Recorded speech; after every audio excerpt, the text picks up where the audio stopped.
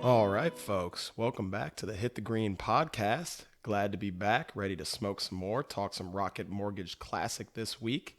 Definitely want to recap the week at Travelers last week. Was actually an awesome bachelor party. Got to see some friends this weekend, doing some camping out near Lake Tahoe. So didn't play too many lineups this week. Played only two lineups into the Millionaire Maker with everyone withdrawing leading up to the tournament, it being COVID and me being out in the middle of the woods. Didn't want to get stuck in a situation where you had to, swap a bunch of people out. So only played a couple lineups, but was still following the golf tournament on my phone, still trying to catch as much of it as I could, particularly on Sunday. And just excited to be back at it again this week. Have another awesome joint to smoke this week. This week we're smoking Growers Pacific Reserve. The strain we are smoking this week is actually called, let's see here, they put it on here so damn small I can't even read it. Jack Gelato. Smoking Jack Gelato. It's a banana jack and gelato hybrid cross. So it is definitely a hybrid leaning, or I'm sorry, an indica leaning hybrid. So hopefully I can stay awake through this whole thing. But assuming I do, I'm thinking we're gonna have a pretty good week this week. The model spit out some pretty interesting names, and I'm pretty excited to get into it. So let's spark up. Then we'll get into our recap of last week at the Travelers.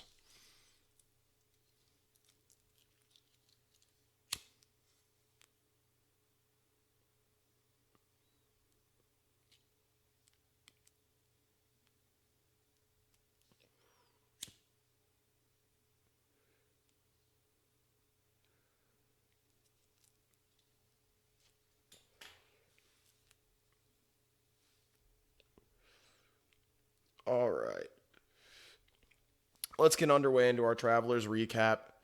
We didn't own any of them, and we didn't tout them last week, but DJ got back on track.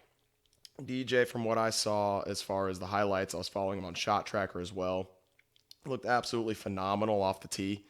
Like the guy had the driver working. It was absolutely clear that he had the driver working, and if not for Brendan Todd really giving him a run for his money through three rounds there, looked like DJ might have been able to run away with it. Both Todd and DJ both posted those.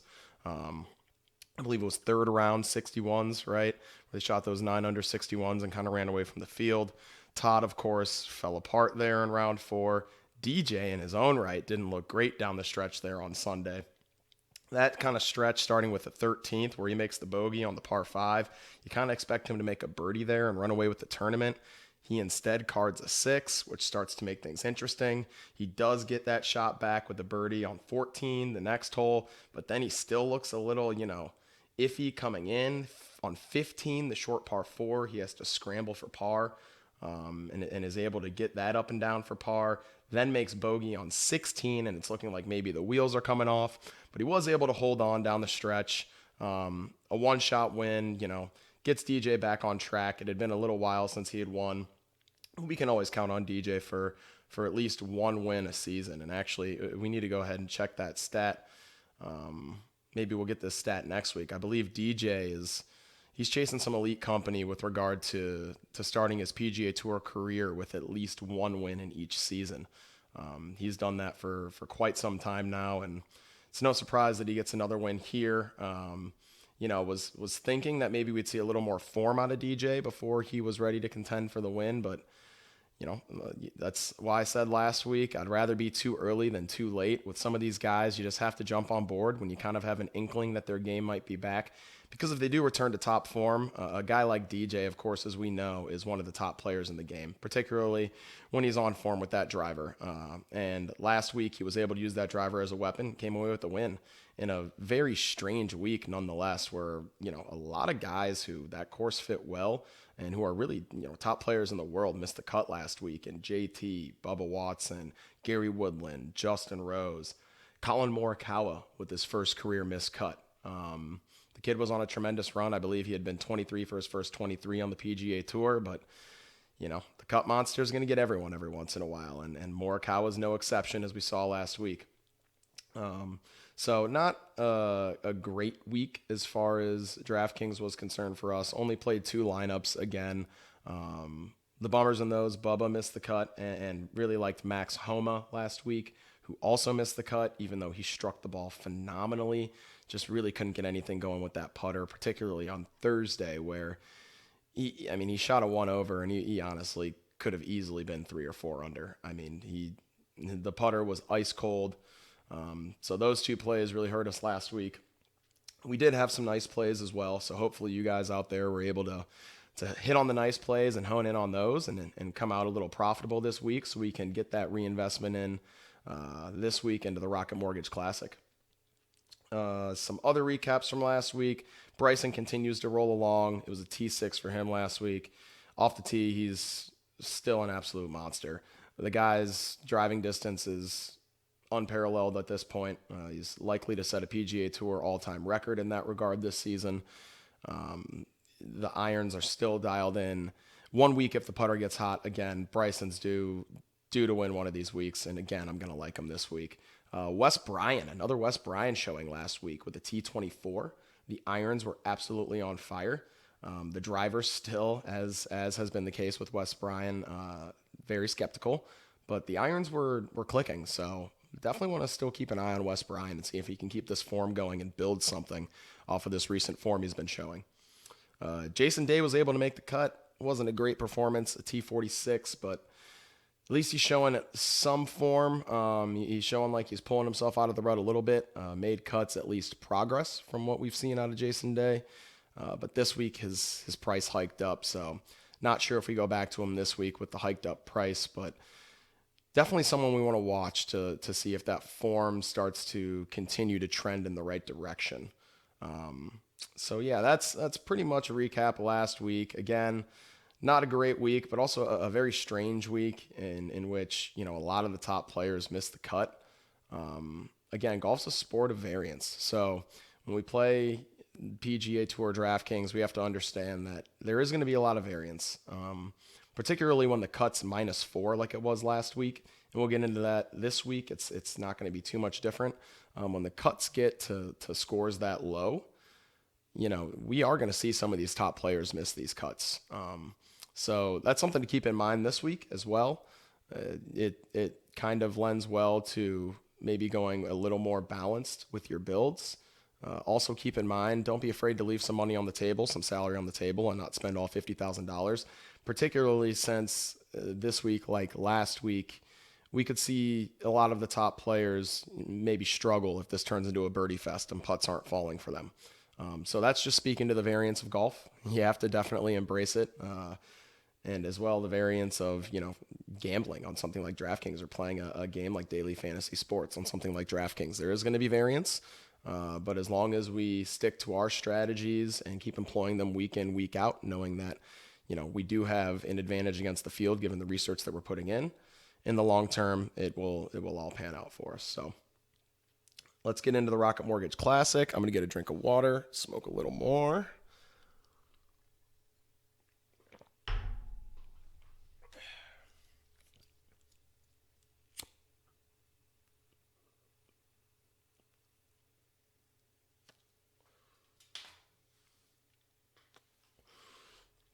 So we'll start with the course breakdown. So Rocket Mortgage is played at Detroit Golf Club in Detroit, Michigan. It's a par 72. Donald Ross design. It's going to play at 7,334 yards. So, much longer than the courses we've seen the last couple of weeks.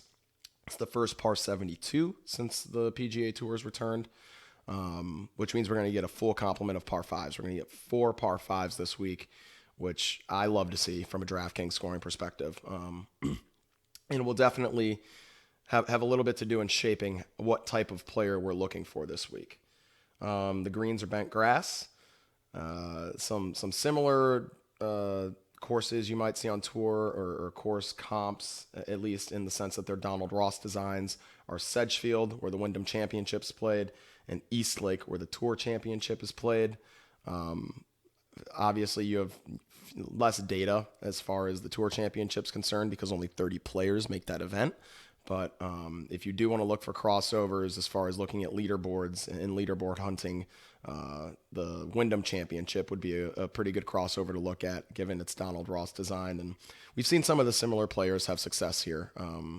that have had success at the Wyndham. One of those players we'll get into being Brandt Snedeker. The weather this week for the Rocket Mortgage in Detroit looks solid. That being said, the last couple events we've gotten those pop-up storms on Sunday that have delayed the event, so it looks solid so far. We're recording on a Monday night, so of course make sure you check leading up to lock. As always, the disclaimer. But hopefully the weather holds this time because I'm honestly getting sick of these Sunday weather delays. They're an absolute bummer, and like when I can only imagine the people that have a sweat going in the Millionaire Maker where they have a lineup that has a chance at getting the win. What these weather delays do to them, that must be. I mean, my heart goes out to them because that is absolutely brutal, and I can only hope that we can avoid one of those weather delays this week.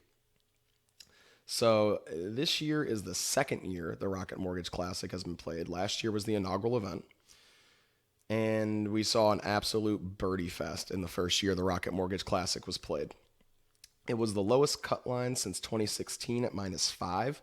Again, I mentioned last week the cut line was at -4. So, I mean, -5 is an extremely low cut line. You're going to need guys that are birdie makers, guys that can compete in a birdie fest, certainly. Par is not a score that's going to get you anywhere around this golf course. They have talked about lengthening the rough this week. So they're clearly trying to control the scoring a little bit. Nate Lashley won last year at -25. So they don't want to see that number really climb higher than -25, I'd imagine. But even with growing out the rough, it seems like for these PGA Tour pros, this setup's nothing to be afraid of for them. We definitely want people that are going to be able to make birdies and make them in bunches. As I mentioned, we get 4 par 5s this week for the first time since the PGA Tour returned. The 7th and 17th will be reachable by the entire field. Par 5 scoring will certainly be important, as well as the approach ranges 75 to 125 yards and 175 to 200 yards. Those approach ranges will be approach ranges we'll target as on this golf course. That seems to be the ranges that you're left with a lot. Nate Lashley in his win last year was phenomenal in these approach ranges, as were a lot of the players that you found at the top of the leaderboard. So we'll be attacking approach ranges in that 75 to 125 yard and 175 to 200 yard range. Really, driving distance didn't come into play, which kind of surprised me looking at the setup. 7,334 yards is not short by any means, so I was thinking that driving distance would be, at least somewhat of a factor. But really, for the most part, we can ignore driving distance this week. We really just want guys that can keep the ball in play off the tee, and then from there, hit their irons close in those ranges that I just mentioned. So solid tee to green game, particularly in those ranges I just mentioned, and birdie makers are really what we're targeting this week. So with that, we're going to go ahead and get into our top shelf plays, which are our plays in $10,000 or more in DraftKings salary. I'm going to get some water, and we're going to get to the top guy on the list.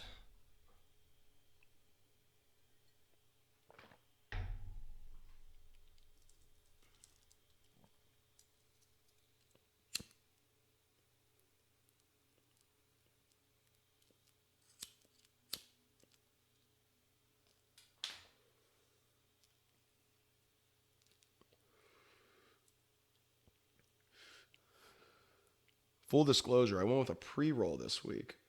Usually roll my own joints.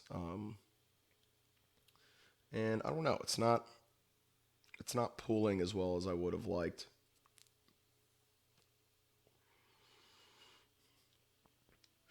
Feels like I'm getting like more air in every pool, which is maybe why I should keep rolling my own joints, but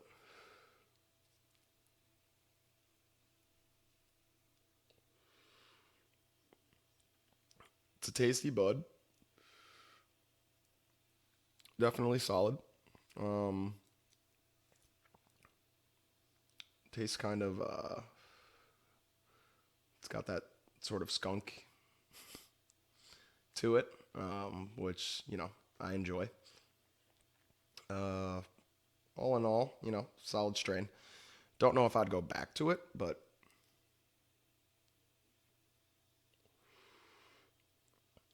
maybe we'll know more in a few minutes. Maybe by the end of the podcast, I'll be able to get back to you and let you know.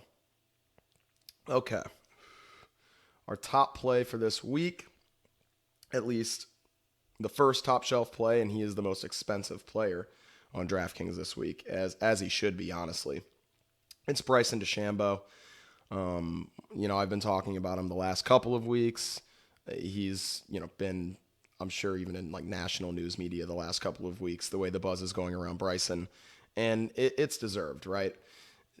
What he's done to transform his game is commendable. I applaud it. I think it's innovative, and I think he deserves credit for it. And I really do think that a win's coming. The numbers show that. He's had consistent finishes these last weeks. If he can just get hot with the putter, he's going to run away with the field. Again, before July's out, I'd be surprised if this guy doesn't have a win. I'm not fading him anytime soon unless he gives me a reason to, and I don't think you should either.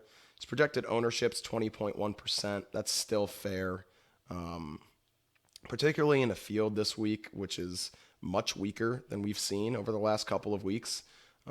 We have a sort of cream of the crop at the top. And then once you get down into that low 9,000s range even, it's a steep drop off in the caliber of player that you're looking at rostering. So I really like grabbing one of these guys, at least one of these guys up at the top. Bryson will certainly be one of the guys that I consider as far as grabbing one of these guys up at the top is concerned. So 20.1%. It seems fair, quite honestly. So I would look to Bryson. If you're someone building, a couple of lineups, certainly I would put Bryson in at least one of them. I think he has a very good chance at winning this tournament. A lot of win equity compared to the other players in the event. And even at this price tag and this ownership, I'll be going to Bryson DeChambeau this week. I'll certainly be going to him. The second player that I like as a top shelf play, and he's actually the second highest priced player in this field, I do believe. He is at $11,000. It's Webb Simpson. He's projected at 14.7% ownership. As we know, Webb just recently won. We saw him, put up that unbelievable performance at the Heritage. That was on a different putting surface. Keep in mind, bent greens aren't Webb's preferred putting surface, which we are on bent greens this week. So a little bit of a knock in that regard. But Webb's been in phenomenal form. He checks out as far as all of these iron ranges I've talked about are concerned. As far as making birdies are better gained over the field, which is birdies are better percentage relative to the field he's played in. He's fifth. He's fifth in this field. So we know he's a birdie maker. His proximity ranges, from that 175 to 200 range. He's third.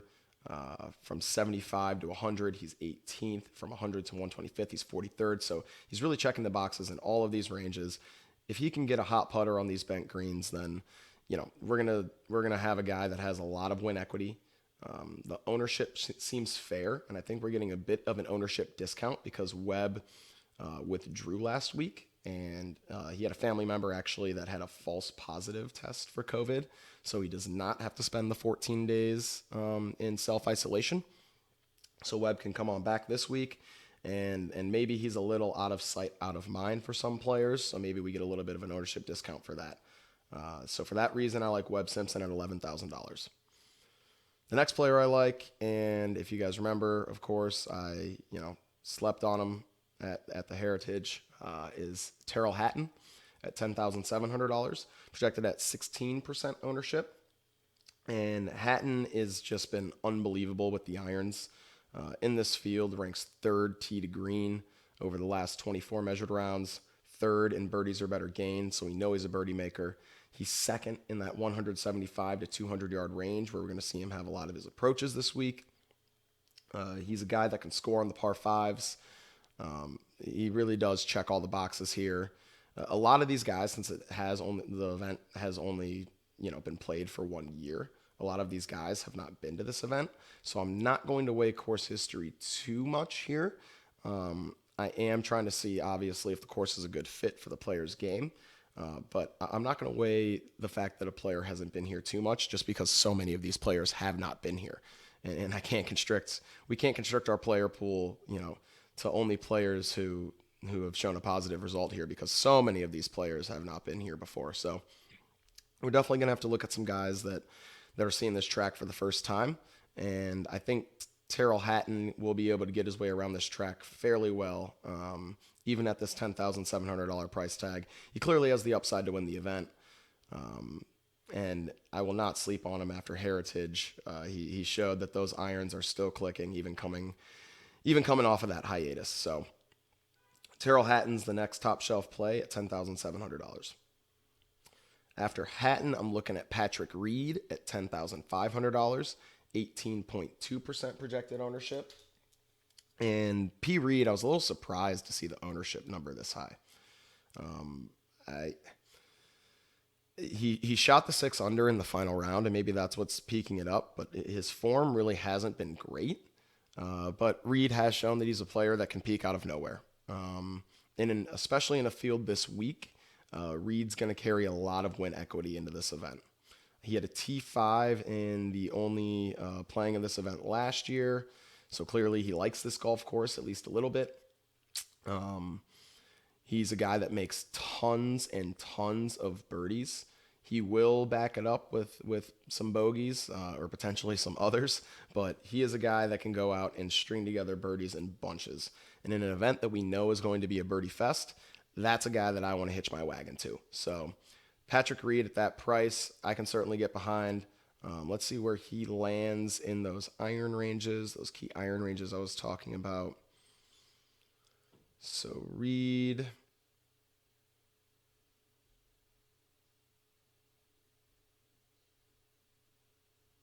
from 175 to 200 ranks 28th. From 100 to 125 ranks 53rd. And from that short wedge range, 75 to 100, 120th in the field. So we're going to need Reed to play better from 75 to 100 yards in. Either that or play a game plan where he's able to leave himself, play to his yardages and leave himself in that 100 to 125 yard range. But that is a little concerning with the 75 to 100 yard ranges. But given Reed's, known ability to win, his win equity, I'm not too concerned in paying this price tag, and the ownership seems fair. Seems fair, given that Reed is a guy that can win any week. He's not a guy that we always like to take in these birdie fests, but for this golf course, given that he's shown a T5 upside last year, I think we can buy into Reed at $10,500. The next top shelf play, and he's probably my favorite top shelf play, my favorite play at $10,000 or above, Hideki Matsuyama at $10,200, projected at 15.1% ownership. And the price and the ownership are the reason why Hideki is probably my favorite in this range. He ranks out top in my model. The irons from these ranges are absolutely ridiculous. Let me get you the numbers here. Hideki ranks out 8th in the 175 to 200 yard range, 3rd in the 100 to 125 yard range, 9th in the 75 to 100 yard range. He's 2nd in this field, tee to green, 4th in birdies or better gained over the last 24 rounds. He's absolutely tailor-made to have a great week this week. And the fact that he missed the cut upon his return at the Heritage, I think that only bodes well for his ownership. I think people don't go back to him. We didn't see him last week at the Travelers, so he's kind of out of sight, out of mind. And if Hideki comes with his game right, my model suggests, per fantasynational.com, that he has just as good a chance of anyone to win this event. I would put him up there with Bryson as my picks to win this event. I think they'll be battling down the stretch. I think Sunday we get both Bryson and Hideki in contention. So I'll be owning plenty of Bryson. I'll be owning plenty of Hideki. And even over Bryson, I think Hideki's my favorite play in the $10,000 plus range this week. So I'll be well overweight to him in the field. I'll be well overweight to the field on him. I'm sorry. Currently projected at 15.1% ownership. I will try to double that if I can. I will try to double that if possible. I might not be able to quite get there because I like so many of these guys at the top, but if I have to move some ownership shares off of Reed to get more Matsuyama, or even shave a little bit of ownership off of all these guys to get a little more Matsuyama, I think I'm willing to do that this week. So next we'll get into our mid-shelf plays. Those are plays $7,500 to $9,900. And I'm going to get a little bit of water, and we're going to finish up this joint.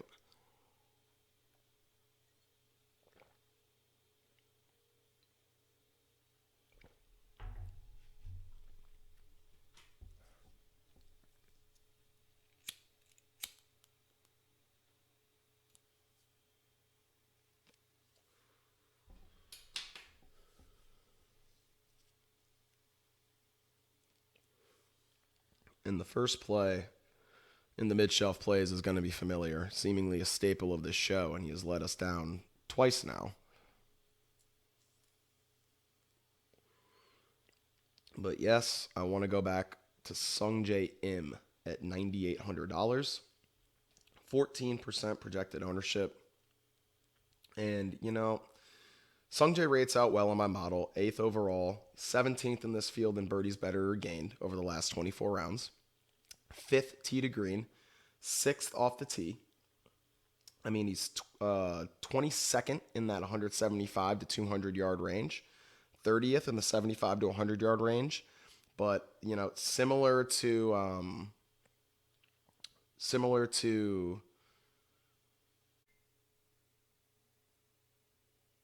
was it P. Reed?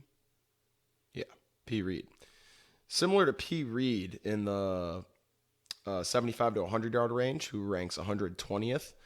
Sungjae has one blemish in that in the 100 to 125 yard range, he ranks 137th in this field. So there is one, small point of concern with Sungjae, but other than that, he's phenomenal as far as his ranks in these fields and the categories that I'm weighting this week. So at $9,800, his track record speaks for itself. He is the FedEx Cup points leader. I'm willing to get behind him at this ownership. As his ownership starts to decline, I get more interest in Sungjae, and his projected ownership has gone down yet again this week.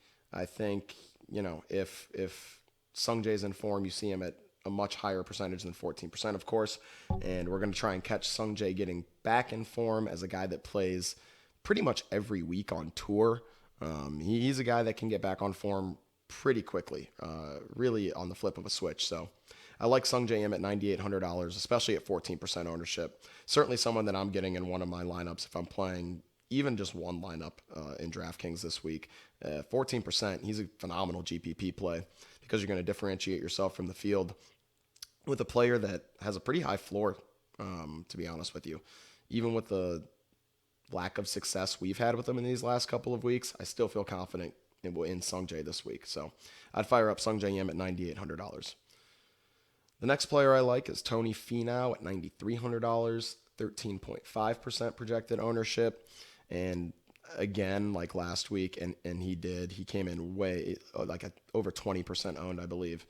But I think he's going to come in much higher than this ownership projection at 13.5%. The $9,300 price tag's up from last week, but the field is much weaker, of course, and Finau fits the bill of a birdie maker to a T. He rates out well as far as my model's concerned. 9th overall, 10th in birdies or better gained, 7th tee to green, 8th in the 75 to 100 yard range, which kind of surprised me.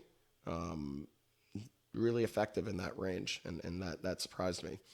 83rd in the 100 to 125 yard range, and 88th in the 175 to 200 yard range. So not great there, but a guy that typically, again, outscores his finishing position as far as DraftKings points are concerned. A guy that makes birdies, makes eagles, can attack these long par fives, potentially all four of them, even the two that play over 600 yards. So that's always something you want to see as an advantage over the field, and an advantage that I should have mentioned for Bryson as well. But Tony Finau at this price tag, it's a fair price, and I'm willing to bet that his ownership ends up much higher than this 13.5% number. But if we can get this number, then even better. Even better. The next player I like, and you're going to have to be able to stomach a potential miscut with this guy. I'm not sure how much I'm going to own, but it's Kevin Na at $9,100, 13.6% projected ownership. And my model really likes him, but I'm kind of lukewarm on him this week. I don't know. I just feel like Na rarely strings together back-to-back solid weeks. His driving game off the tee is so sporadic. You really have to have him not lose strokes off the tee to be able to compete. With that being said, my model has him ranking out 7th. In those key approach ranges, he is absolutely fire. From 175 to 200 yards, he ranks 12th. He ranks 36th from 100 to 125 yards, and he ranks 20th from 75 to 100 yards. So he absolutely checks those boxes.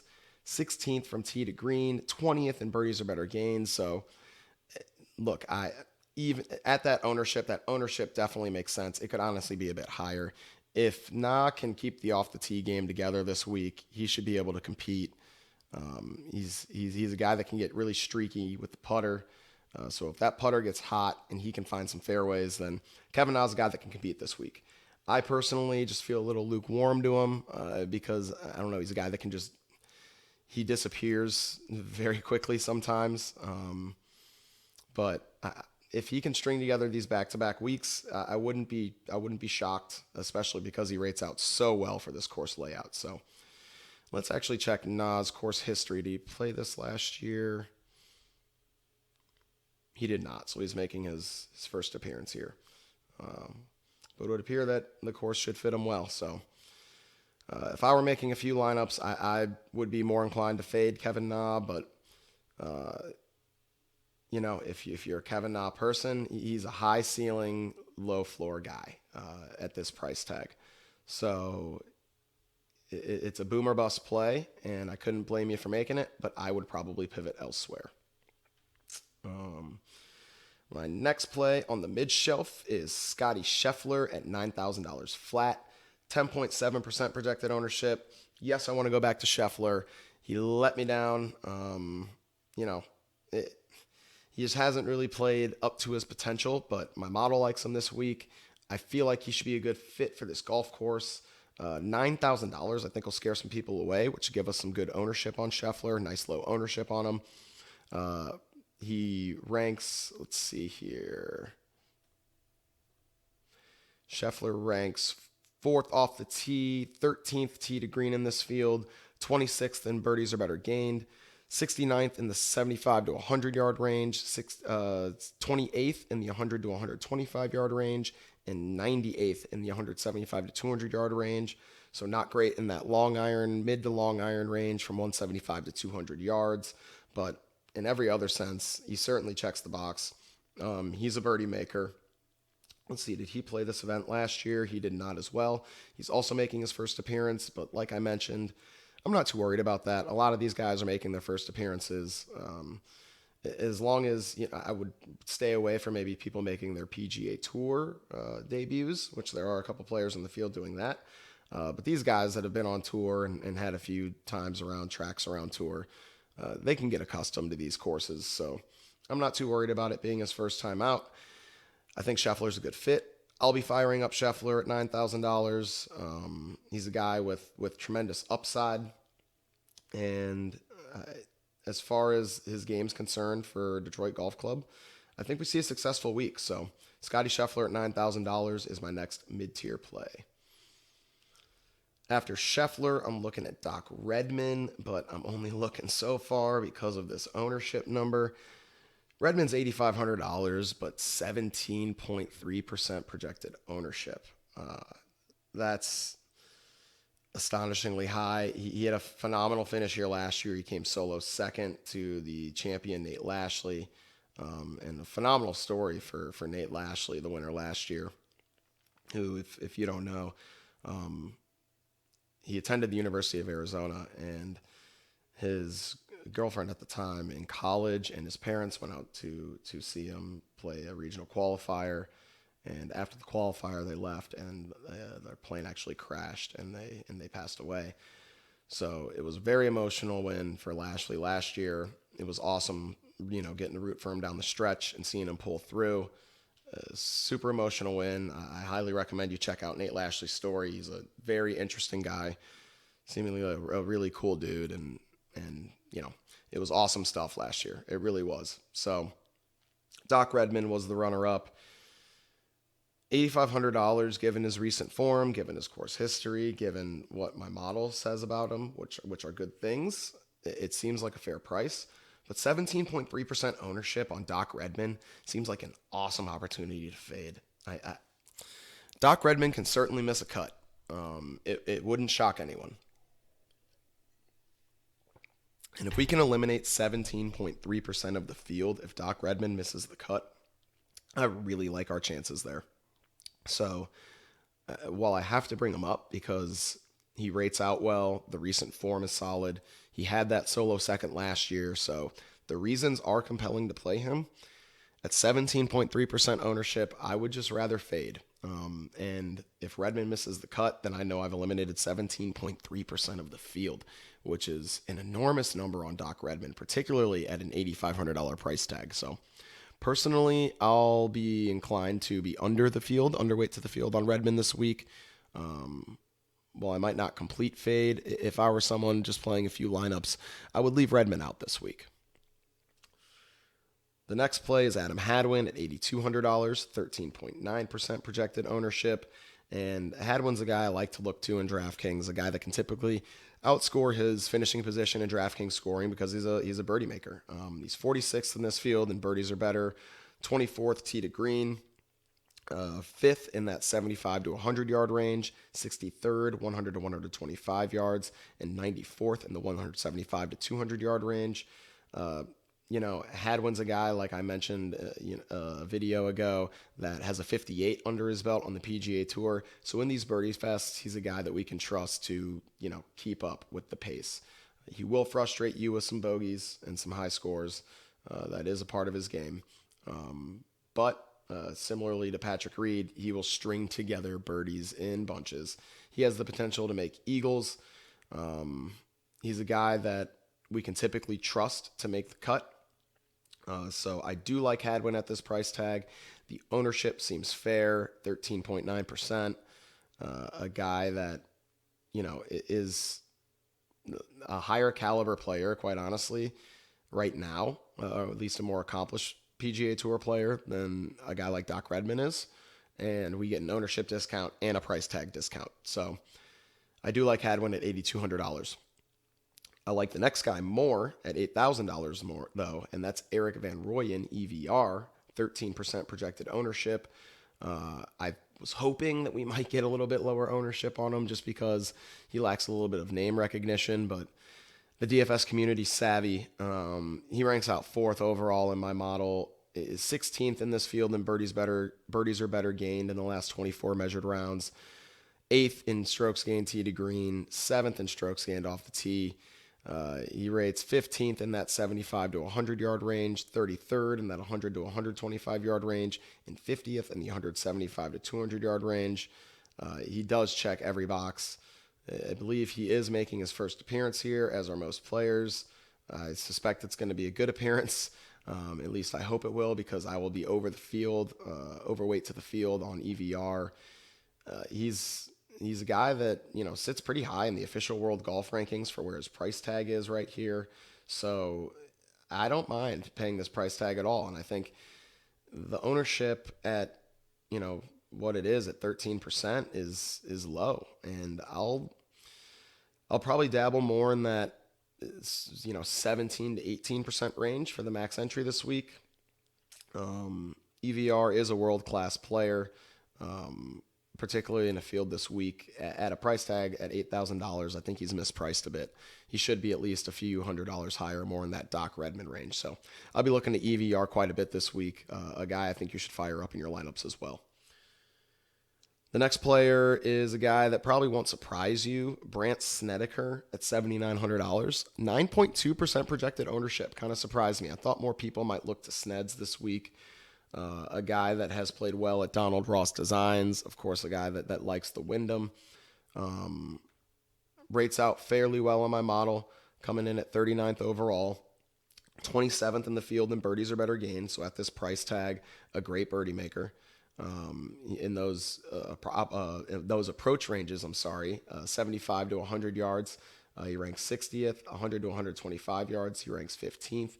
And he does have the blemish at the 175 to 200 yard range, where he ranks 146th. But Sneds is one of those guys that can just go low, right? He's a really variable guy. He has a lot of variance to him. So if we can catch one of those hot rounds, then he's almost instantly going to pay off. So Snedeker at $7,900, particularly at an ownership that, it's not that difficult to get to 9.2% Snedeker and at least match the field. And if you're someone that's playing a few lineups, I don't mind playing Snedeker, especially in a balanced build where you can stuff a bunch of these guys in the low 8 and high 7s range together that really aren't that high owned, like a EVR Snedeker Kisner, who will be the next guy we'll get to. I think that build has some viability this week. So if you're someone that thinks that that's something that's for you, then I would take a look at it. So the next play, as I mentioned, is Kevin Kisner at $7,700. 3.7% projected ownership. And I'll be honest with you, the model doesn't like him this week. I just think he's a better caliber player than this price tag suggests. And since driving distance isn't something that I'm really concerned about this week, then I think, Kisner can pay off this price tag. Let's see where he went ahead and rated in my model at the end of the day. 77th in this field, he rated in my model, 130th in birdies or better gained. So Kisner has not been making birdies as of late.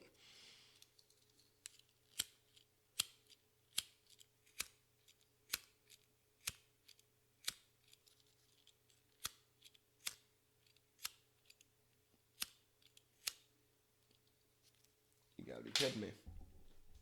Lighter dead.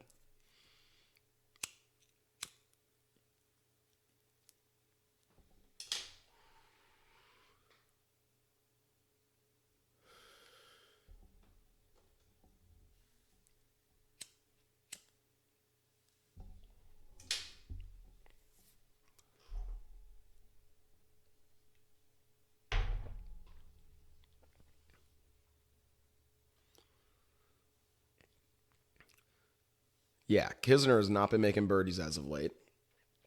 130th in this field in birdies or better gained. And 126th in that 75 to 100 yard range. 75th in the 100 to 125 yard range. 57th in the 175 to 200 yard range. It's been ugly for Kisner. Again, these are the last 24 measured rounds. But he's a class player for this price tag. And given, again, that distance is not something that we're really concerned about this week, if Kisner can turn it around a bit this week, at $7,700, he pays off if he can get us like a top 20 and start making some birdies. So I do think Kisner can rebound to the norm a bit here. And even more shocking about this is the projected ownership. I mean, 3.7%. I think that's phenomenal GPP play. If I'm making a few lineups, I will certainly throw Kevin Kisner in at least one of those, because 3.7%, if Kisner goes out there and wins this thing or contends to win this thing, you've already cut the field down significantly. So I do like Kevin Kisner at $7,700. You have to keep in mind the recent form is awful, but if we can get Kiz rolling even a little bit, then I at the $7,700 price tag, 3.7% ownership. These are the times you take these shots, right? These are the times they really pay off. So I do like Kisner at that price tag and ownership. The next player I like, but at this ownership, I'm surprised some of it doesn't go to Kisner. At $7,600 is Harold Varner III, HV3. He's coming in at 17.5% projected ownership, which is hefty. It's too high. I don't want to full fade Varner because my model likes him so much. Let's see where he's at in the model. So Varner comes in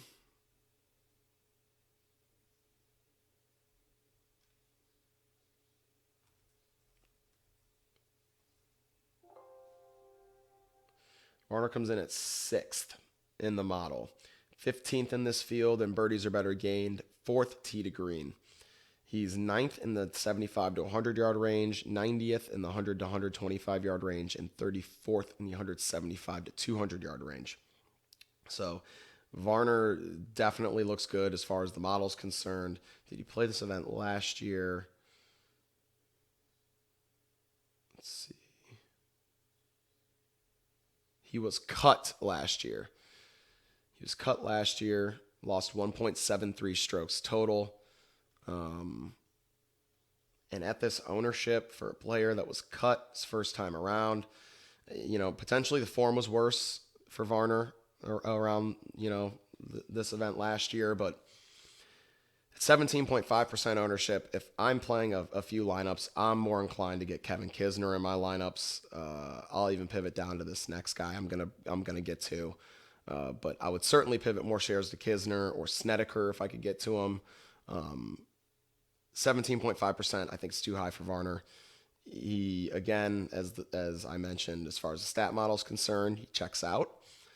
But in my opinion, I would rather take a chance that Harold Varner III has an off week. He's not one of these top-notch players that I can trust to really be in form week in and week out. So 17.5% ownership. I'm willing to roll the dice and say that Varner has a bad week this week. Also at $7,600, the next play, Maverick McNeely, the Stanford Cardinal, 8.5% projected ownership. And Mav rates out fairly well in my model as well. I like the ownership number, 8.5%. I think, with HV3 there stealing a lot of the ownership away, we're getting a little ownership discount on McNeely, who's been playing some good golf as of late. He ranks out 13th in my model. 52nd in birdies are better gained against this field over the last 24 measured rounds. So we'd like to see that number be better, obviously. But he's 19th tee to green, which is a phenomenal number, particularly for that price tag. 91st in the 75 to 100 yard range, but 8th in the 100 to 125 yard range, and 30th in the 175 to 200 yard range. So Mav McNeely looks like should have a good week this week. We can double check his course history here, see if he played it last year. He did not play it last year, so it'll be his first time going around, but I do like McNeely's game as far as a fit for this course. So at $7,600, I would rather go to McNeely than HV3 just because of the ownership difference. I think their ownership should be more similar than it is as of now. If it does start to even out, of course, from a raw standpoint, I like HV3. In a vacuum, I like HV3. But as far as ownership is concerned, I would rather pivot to one of these other guys that would really significantly shrink the field, like a Kisner or a McNeely. So that rounds out the mid-shelf plays at $7,500 plus. And next we'll get into our SCHWAG bag plays, the sub $7,500 bombs for you this week. And we do have one bomb all the way at the bottom, another 6K flat min play this week. So after some water and the rest of this joint, we'll get to the SCHWAG bag.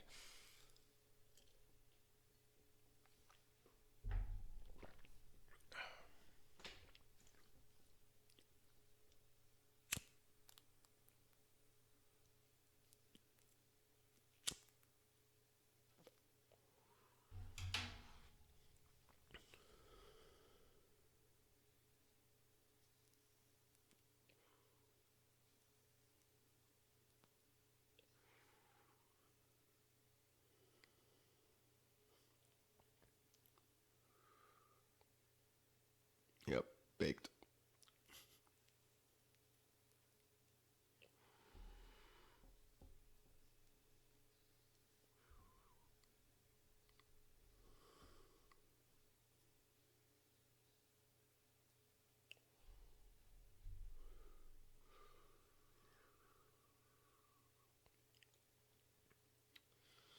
Yeah, I'll sleep well tonight.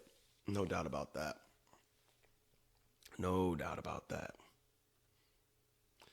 Hopefully we're sleeping even better next Monday night when someone wins the Millie. No one hit me up and told me they won the Millie, so I assume none of you out there won the Millie. And if you did, congratulations. Hope you're celebrating. Somewhere awesome. The SCHWAG bag plays $7,500 and below. Starting with another Stanford player back to back. Patrick Rogers, $7,400, 5.8% projected ownership. And Rogers, in the last two tournaments, has had one round each tournament that it's been Friday each time. That's just been absolutely abysmal. I'm not sure what's going on with him on Fridays, but hopefully he can put a Thursday and a Friday together this week. Because if he can, I like his chances to pay off at this price tag. Rogers ranks 29th in my model. He's 24th in this field, and birdies are better gained at $7,400. That's great. He's not phenomenal in these iron ranges: 64th, 76th, and 136th. In the 75 to 100, 100 to 125, and 175 to 200 yard ranges. Obviously not great. But a guy that can get hot with a putter, a guy that can make a lot of birdies. He's had success in tournaments like the John Deere, which are known to be birdie fests. So in a birdie fest, I like a guy like Patrick Rogers. Hopefully, again, he can put together a Thursday and a Friday, because aside from that, the recent form looks pretty decent. So at $7,400, and especially at this ownership, which, I mean, in the single digits all the way down there at 5.8%, you're significantly differentiating yourself from the field already just by rostering Rogers. So I like Rogers at $7,400 this week. The next player I like this week, and I really like him, I think he has value in the betting market as well at over 100 to 1. I'm sure you can find him. Is Sebastian Munoz at $7,100. 10.3% projected ownership, so it seems that it's not a secret, right?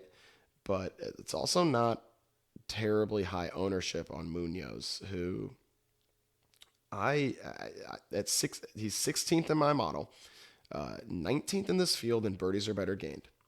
27th tee to green. He's 19th in the 75 to 100 yard range, 37th in the 175 to 200 yard range, but ranks 98th in the 100 to 125 yard range. But at this $7,100 price tag, to only have one blemish, he's similar to the guys we talked about in like Patrick Reed, in that vein, in the Sung J M. So to get a guy all the way down here who's checking out like those guys who are priced up in the top tier, I really like Sebastian Munoz this week. And there's actually on fantasynational.com, they run a tournament simulator. And let's see, Munoz checks in at, so per 1,000 times the event is run, Munoz wins 55 times. So essentially 18 to 1 odds. Yet the market will have him significantly higher than that, I'm sure. So I would look into maybe placing a small wager on Sebastian Munoz as well this week, aside from playing him in Draftkings, because I think he's a little sneaky, and it seems like the daily fantasy community is starting to catch on, but maybe Vegas hasn't yet. I haven't checked the odds, but I suggest you do. I imagine they're in the triple digits. The next player I like is Chesson Hadley. He's $6,800 down here in the SCHWAG bag. 7.5% projected ownership, which seems about right. Hadley's been in decent form. He's a guy, of course, that can make a lot of birdies, so I'm not surprised that people turn to him in this birdie fest, or what we think will be a birdie fest at least this week. He ranks 14th in my model, 6th in birdies or better gained, 43rd tee to green. That's fine for that price tag. 102nd in that 75 to 100 yard range, but then 19th in the 100 to 125 yard range, and 46th in the 175 to 200 yard range. So for this price tag, getting a player that really doesn't have many blemishes, admittedly, he's an inconsistent player, I should say. So you're going to have to take on some risk with Chesson Hadley, but you're taking on risk with any of these guys down here in this pricing range. So Hadley at least checks out to be one of the better plays if you're going to go down to this price range. And his ownership isn't too bad to swallow down there at that 7.5%. So I like Chesson Hadley at $6,800. The next player is Cameron Percy, $6,500 at 5.4%. Another guy that the tournament simulator suggests has a better chance of winning this thing than Vegas thinks. I'm a little surprised he's only down at 5.4% because he does kind of pop in the model, and I would think he'd pop in more people's models as well. Ranks 22nd in my model. The birdies are better gained, only 122nd in this field. But it's strange, and it's clearly a function of the putter because he ranks 11th tee to green, 6th in the 75 to 100 yard range, 6th in the 100 to 125 yard range, and 74th in the 175 to 200 yard range. So he's sticking these short irons close.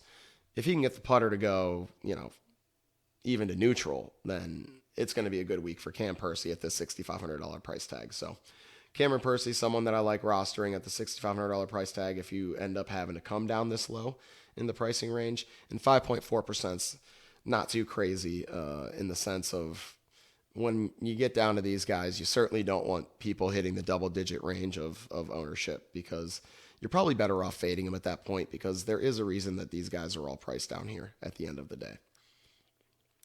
So the next player I like at $6,500 as well is Cameron Davis. Cam Davis comes in at 5.4% projected ownership. Davis, pretty good caliber player. Ranks 24th in my model. 8th in birdies are better gained. 10th tee to green. So you really like to see that. That's very, very strong for this pricing range down here. So at least a guy that, you're getting a guy at a cheap price that has an elite skill set in one area, and really more than one area here that we're looking at. So if you are going to target guys down in this pricing range, you do want to get guys that are at least going to be elite in a couple of the stat areas that you're looking at. Even though they may be complete flubs in other areas, which is the case with Davis, who ranks 92nd in approaches 75 to 100 yards, 125th approaches 100 to 125 yards. He does rank 15th in the 175 to 200 yard category, so that's awesome as well. So at $6,500, if you find yourself down here, you can certainly do worse than Cameron Davis. I'll be playing some of him this week in my max entry. I'll try to get over the field on all of these guys down here that I'm playing as bombs because I do think they're substantially better plays than the other players in this pricing range. The next guy I like, and I want to get a sprinkle of him, maybe not someone to play if you're only playing a few lineups, but it's Grayson Murray at $6,400. 1.5% projected ownership, though. Yeah, sure. I'll take some stabs at Murray. He's a guy that's shown he can make some birdies. That's for sure. He checks in at, let's see here, 17th in my model, 9th in this field, and birdies are better gained. 34th tee to green. 116th, of course, he's going to have some red flags. 116th in the 75 to 100 yard range. 19th, though, in the 100 to 125 yard range, and 36th in the 175 to 200 yard range. So, Grayson at a $6,400 price tag, a guy that can make a ton of birdies, that's going to be in a birdie fest, that's only going to be 1.5% owned. Yeah, give me some Grayson Murray. And if you're someone that's, that can stomach a lot of risk and is willing to fire him up, he's a guy that has top 10 upside. So at 1.5% ownership, it's scary, but I'm gonna get behind some Grayson Murray this week, and I'm probably gonna triple the field at least, and get to about 4.5%, maybe even 5% Grayson Murray.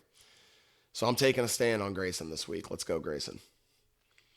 The next player I like is Josh Teeter at $6,400, and I lukewarm like Teeter. He does rank 20th in my model. He's just kind of solid at everything, not really great at anything. Besides, he ranks 4th in the 100 to 125 yard range. But other than that, he's kind of middling in the 60s and everything. So Teeter, he looks solid. If you end up down here, you can do worse than Josh Teeter. I would probably rather play Grayson Murray for the upside, but you could even potentially jam them both in and then get a bunch of guys up at the top and you're getting two very low ownership projection guys in Murray at 1.5% and Teeter at 2.3% that I like this week. So you're differentiating yourself off the bat while saving salary, which allows you to grab a couple studs up at the top. So I like Murray and Teeter. And then I will give you one bomb this week. And if you're playing a few lineups, I would not play this guy, but I will play him in a couple. DJ Trahan at the flat min, 6K, 1% projected ownership. I'm really just following the model. The model likes Trahan. The recent form's meh. He ranks 12th in the model. He's 55th in birdies or better gained, 23rd tee to green, 3rd in proximity 75 to 100 yards, 65th 100 to 125 yards, and 53rd from 175 to 200 yards. He's solid everywhere, especially for the min salary. I just don't know what the upside is, quite honestly. If he makes the cut, he probably barely hangs on. But if you do find yourself needing someone at the flat min, DJ Trahan, give him a shot this week. We'll see what he's got. The model at least likes him. I'm not convinced, certainly, and I'll only be playing sprinkles. But if you do find yourself having to play someone at the flat min, play Trahan at 6K. That does it this week. That's the end of the SCHWAG bag. Whew. Cottonmouth galore. That was a crazy joint. That was actually really enjoyable. I loved that. I'll probably be looking to get some more of this Grower Pacific Reserve because that was thoroughly enjoyable. Hopefully we have a really strong week this week. Make sure you check out the Instagram, check out the Twitter at Hit the Green Podcast, at HTG Pod. Go see us on Spotify, on Apple Music. Have everything posted there. We'll be posting our articles up on htgpod.com. Again, that's htgpod.com. Come check us out. I need to go get some sleep. I need to go get some water. I love you guys. Let's have a big week. Someone win the millie. I'm out, y'all. Peace.